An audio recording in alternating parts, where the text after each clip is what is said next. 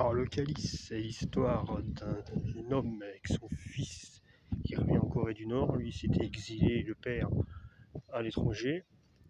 Il ne peut pas aller plus loin. Il dit à son fils d'aller voir la sœur de son ancienne petite amie pour qu'il s'excuse.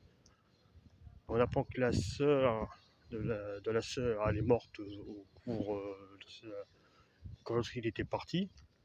C'est un film assez intéressant. On voit le regard qu'ils ont, les Nord-Coréens, sur d'autres pays.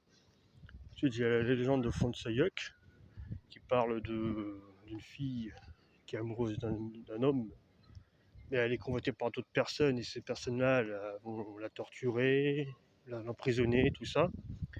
Puis le monsieur à qui elle est amoureuse, il va venir la sauver. Voilà, enfin à la fin ils finissent ensemble.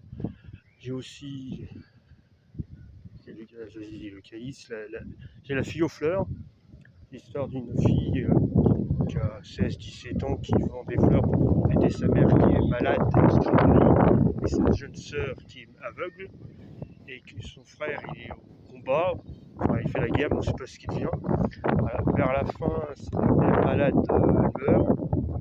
La fille elle est perdue dans les bois, mais elle est retrouvée par son frère qui était avec un de ses potes pour revenir voir sa mère.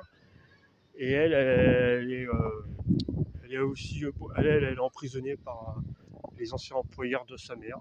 À la fin, tout le village vient la secourir. Ils font payer aux autres la mort de la mère qui était malade. Et à la fin, j'ai le journal de nord-coréenne.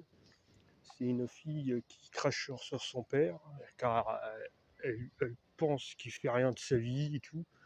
Mais à la fin, quand elle va le voir à son usine, elle voit que pour les gens à qui il travaille, c'est un héros, tout ça. Puis elle change de regard sur son père. Des films assez intéressants.